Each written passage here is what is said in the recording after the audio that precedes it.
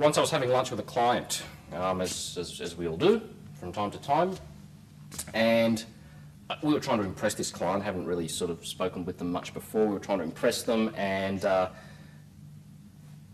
she asked us, what is an insight? There were two of us there, and she asked us, what is an insight? And the question was posed to me in such a way that she already knew the answer to this, right? So it was kind of a rhetorical question, and that she wanted to see if I also knew what an insight was as well. So obviously I was under a lot of pressure, and I can't even remember what I said, but I said something that was completely ridiculous, right? There was no, I couldn't define what an insight was, so I gave some sort of silly, ludicrous answer, right? So I'm not going to repeat that. I'm not going to try and give you some silly textbook, marketing book, whatever definition of what is an insight, because really, there is no definition of what is an insight, right? This is the wrong question. What is the definition of an insight? This is the wrong question.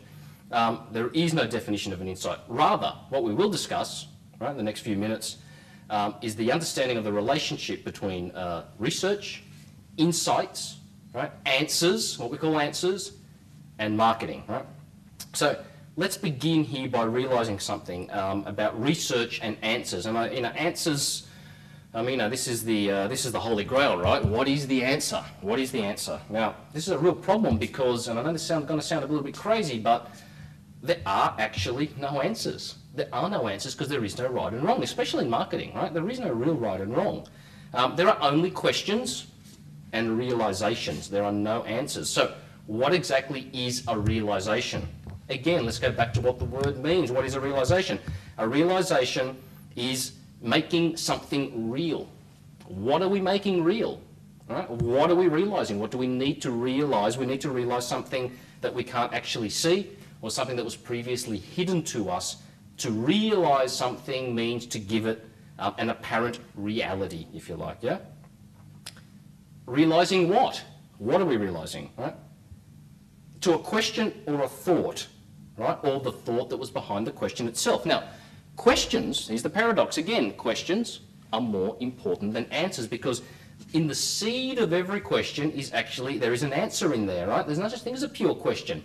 Questions are not posed as pure questions. There's no such thing, because there is always some kind of thought or some kind of agenda, if you like, behind every question. Therefore, good questions contain within themselves the seed of their own realisation, right?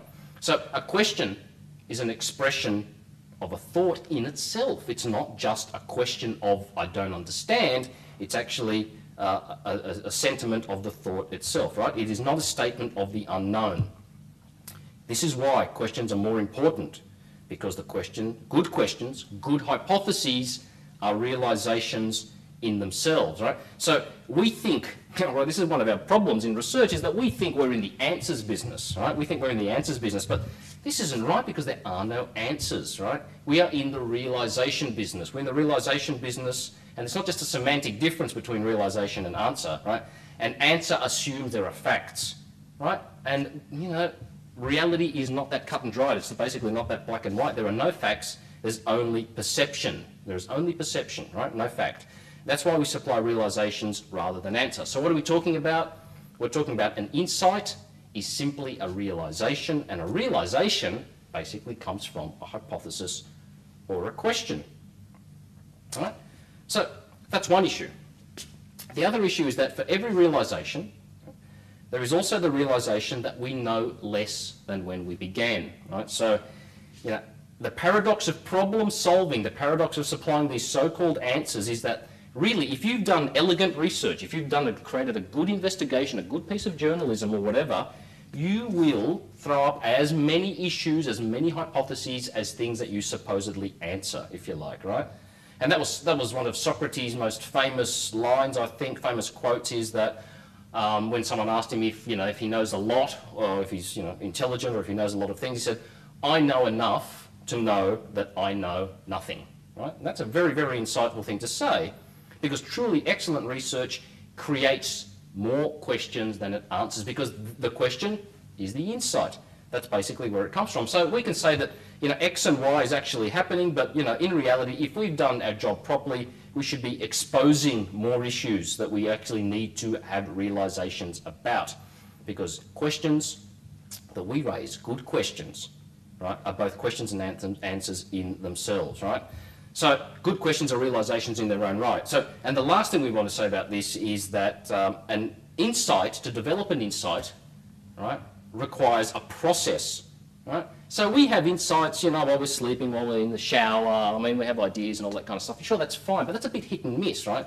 We actually need to understand a process. So we need to go through a process in our research to get to these realizations, right?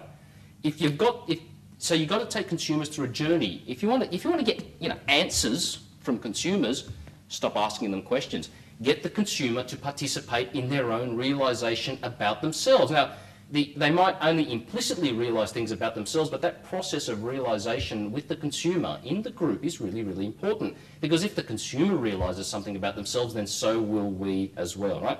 So that's the thing that we've got to realize. An insight is a realization, and the consumer must have these realizations, albeit in a kind of a loose way in our group.